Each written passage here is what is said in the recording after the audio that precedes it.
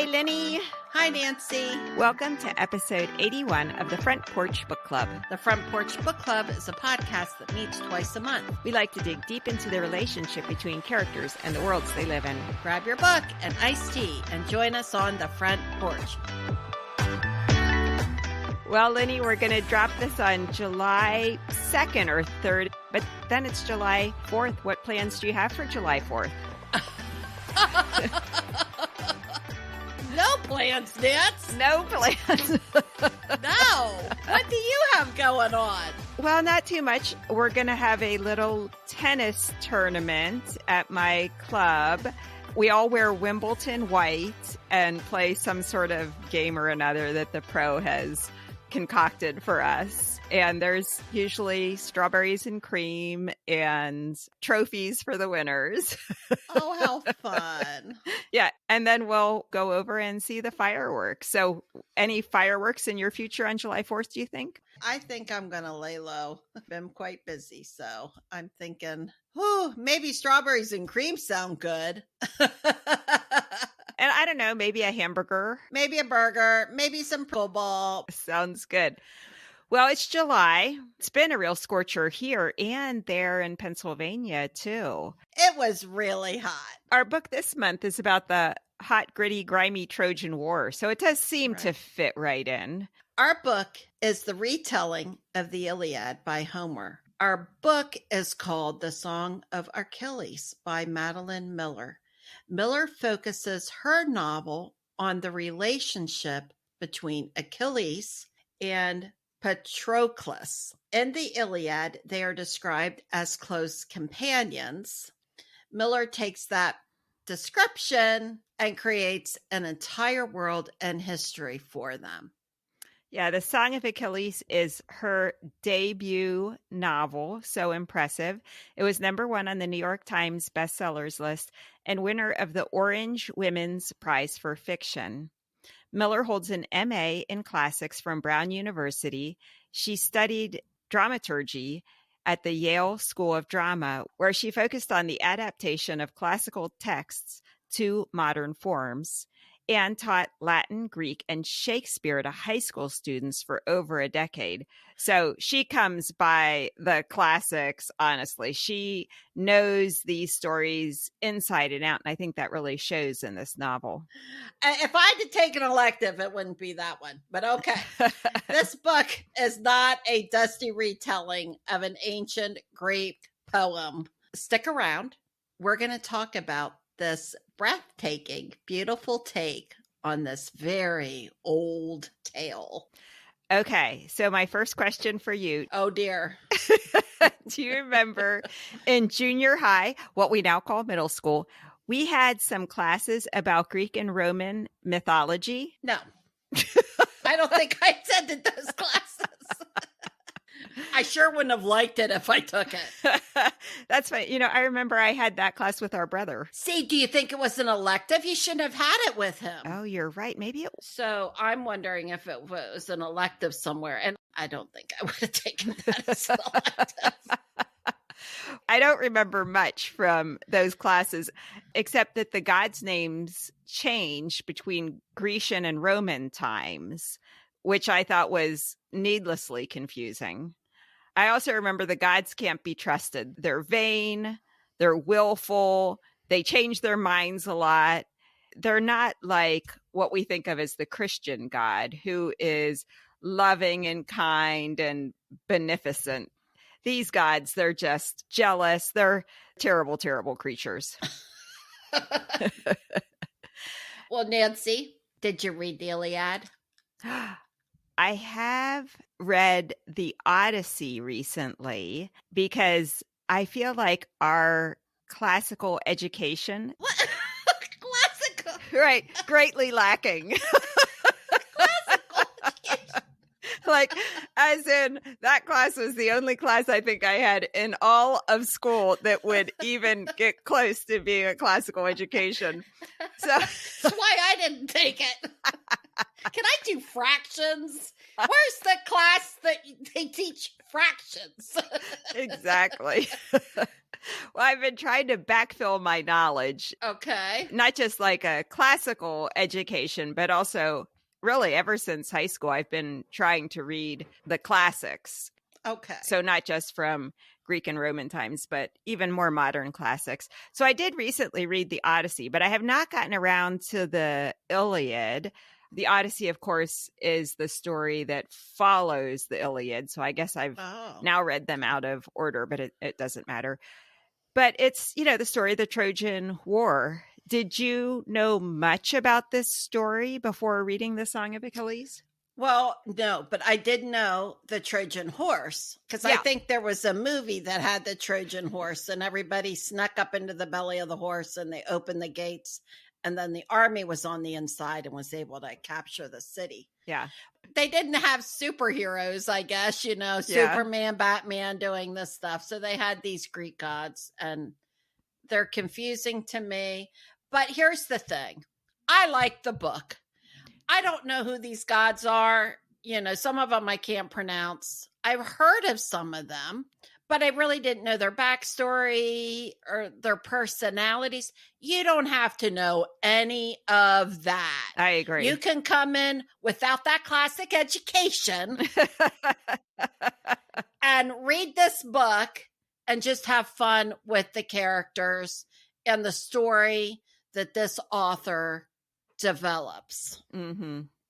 So the author isn't just a scholar of the classics, but she also says she loved ancient Greece since she was 5 years old when her mother started reading the Greek myths to her. Our mother did not do that. Maybe that is why we're lacking and the classical education, right? I mean, 5, I was at hop on pop. Right foot, left foot, foot. That's where I was. That's a good memory. Oh, well, hey, these are the classics for me. It's Dr. Seuss. Okay, so this lady's on a different level. She particularly loves stories of the Trojan War and the Iliad. It begins, and I guess at 5, she thought this was great. Sing, goddess of the terrible rage of Achilles. This is the story of Achilles through Petroclus. I had to do some research because this particular character is his best friend. Yeah. His buddy. I didn't read the Iliad. I didn't know, what is this relationship and how much is she reading into what Homer had originally thought this relationship was. So what'd you find? Well, I think she took some leeway. I mean, I think some people thought, well, they're really close. Yeah. So what is that? What is that relationship? Okay. Nobody really thought too much about it. Although, in the book, there was the concern that would somehow stain Achilles' legacy as well. And they did hide it from the people around them. So it wasn't so accepted that they lived openly as lovers. I guess. I kind of felt like anybody that knew him that they were in a relationship together. I have said this before about the books. I do love a good love story. Yeah, I do. And to me, that's what this book was about. The gore of the battle, blah, blah, blah. Read through that quickly. He's slicing people up. Let me know about this love story between these two people because it grows from when they're kids. Yes. Through their coming of age, through the teenage years, through manhood, through the death of the one. So those are such big changes in a person's life. And this relationship evolves between them. It's a beautiful relationship that they have. So for me, this book was a love story. What was it for you? I enjoyed reading this book because it is kind of a shortcut to reading the Iliad. I felt like I learned a lot about the Iliad and the story, although I'm sure it doesn't hew completely to the Iliad. There's nothing about the Trojan horse in the Song of Achilles, I don't think. Right. I also expected Achilles to be killed with a shot through his heel, where Yes. our term Achilles heel comes from. Right. So, that's what I was thinking. Yeah. So I did a little bit of research about that, and that is actually not in the Iliad. It turns out actually that there's no such thing as a definitive Greek myth. Looking at any Greek god or hero, you'll find lots of variations. Another one of my troubles in middle school that these stories are ever changing. It just depends what story that you're reading, what happens with a particular god or goddess or human. So Achilles is a very popular character, and they continue to create stories for him right up into the Middle Ages. And it's one of these later stories by a Roman author that someone comes up with this idea that he has a vulnerable heel, and that's how he's killed. And that was almost a millennium after the Iliad was originally written by Homer. Miller has been asked about this, the author of Song of Achilles, and she says she wanted to stay as closely aligned to the original poems by Homer as she could rather than some of the later stories, and thus no Achilles heel in this retelling. Yeah, I thought that's how he was going to die. The book is titled The Song of Achilles, but like I said, it's really the love story for me. And it's told through the first person or through the voice, the eyes of Petroclus, his point of view. Mm-hmm. So we kind of grow up with him, and then Achilles is introduced in the story, and we end with Petroclus. Nance, why do you think that the author did it through his eyes rather than Achilles? And it's more about Achilles because she named the book The Song of Achilles. So you think he's the main character, I would think. Yes, exactly. I was so interested in Petroclus. So I went back to the Iliad and looked at all the instances that Petroclus is mentioned. And he's really a fairly minor character. We don't really know that much about him.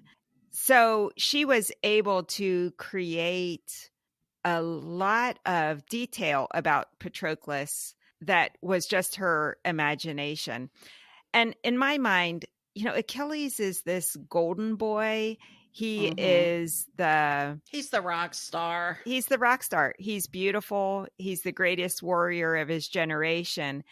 And I think telling it from his point of view would be difficult because he's just who he is. I mean, he accepts that he's this hero and he's kind of vain about it. But from Patroclus' point of view, we get the view of him from someone who really loves him and doesn't love him in a way that people kind of love rock stars. They just love them for being famous. But from a boyhood friend who knows him very well and just admires him, and it grows into love. So I think it gives us a more well-rounded picture of Achilles, why it's still called the Song of Achilles, because for Patroclus, his whole life was Achilles. And so this is the story of Achilles from the perspective of someone who truly loved him and knew him better than anyone else did. I can kind of see that you get more of an intimate view of him the way the author wrote it. They have a lot of time together to talk about what's going on around them.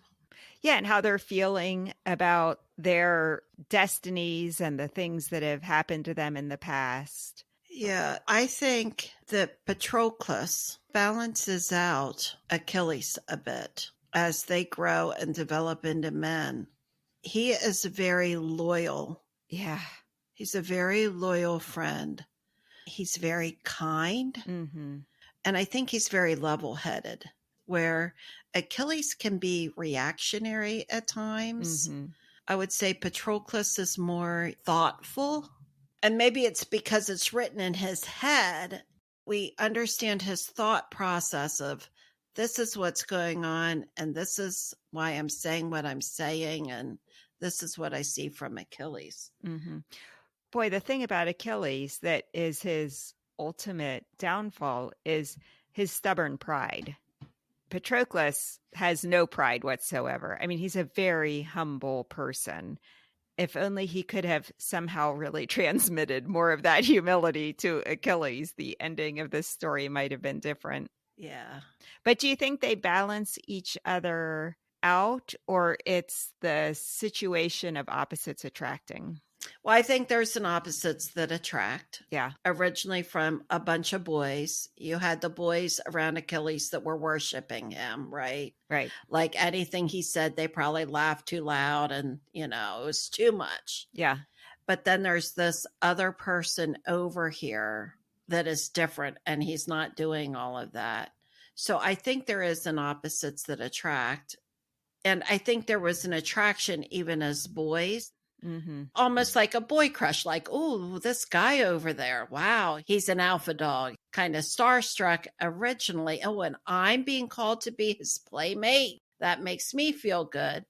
But I think he does bring kind of a wise counsel to the relationship. You want to see him grow in a little bit more confidence. You do want to see him become his own person and not play a secondary character in his own life. Mm-hmm. And he gets to do some of that during those Trojan War years.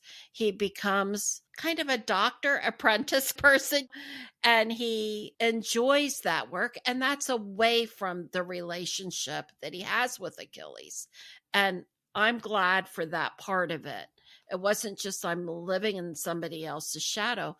I have my own strengths. I can do my own things away from the relationship, and that's healthy. Before they got to the war, these two just spent all sorts of time together, and they didn't really mix it up too much with anybody else. Yeah, and what they were doing was preparing to be little warriors. So Achilles always, of course, was going to outshine Patroclus. But by the time they're in Troy and camping out there for a decade, and some of the soldiers are being killed in battle or wounded, I love the part where Petroclus is actually known and loved by everyone throughout all the camps. And he knows those soldiers better than Achilles does, even. Mm-hmm. Achilles never quite even understands why people seem to love Petroclus so much. I mean, it seems like he's a little confused. Like, how do you know all these guys? And I think he's used to being the center of the universe. Yeah, definitely. And it's hard for him to see Petroclus outside of their relationship. And then there's Briseis, who was taken as a slave who supposedly Achilles takes on as a slave girl, but really it's Petroclus who takes her under his wing. And they have a really lovely relationship. He gives her a safe place to be. She mentors other girls who are captured and become slave girls and helps them find their way. Under Patroclus's care, she has lots of freedom. They form a very close relationship as well. And I did think it was beautiful that one of the prophecies was that Achilles would not die until the best of all of the Greeks died. And Achilles was confused by that because he was the greatest warrior of his generation. So who would be the best of the Greeks? But it's actually Briseis who calls Patroclus the best of his people. And that's how the prophecy is fulfilled, that it's actually Patroclus who predeceases Achilles. Because he is the best. And I don't think he really recognizes those gifts in himself. He's very self-critical. He's not a warrior. He doesn't think he's particularly good looking. Maybe as a boy he wasn't, but he seems to grow into someone who people seem to react to as though he's attractive. I mean, no one's going to be as handsome as Achilles, but he's really blind to his own gifts. And so one of the things the book doesn't talk about, because Patroclus is so self-critical, is why Achilles falls in love with him. Why do you think Achilles falls in love with Patroclus, especially when they were younger, when he was still very resentful about being ejected from his own kingdom? He was very quiet. He says as a boy he was very unattractive. What do you think Achilles saw in him? You have somebody there that is a different kind of kid. He's not a war guy. He's not a proud guy. He is this gentle, kind person. And so I think he probably stood out.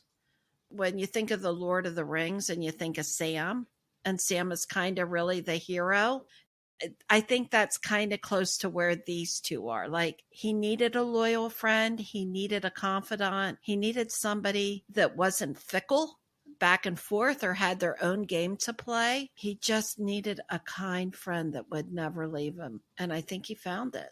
He did find it in Patroclus. Patroclus's father just absolutely rejects him from birth on, which I think really scars him. He just thinks he is not worthy of love. And I think he does carry that through his whole life.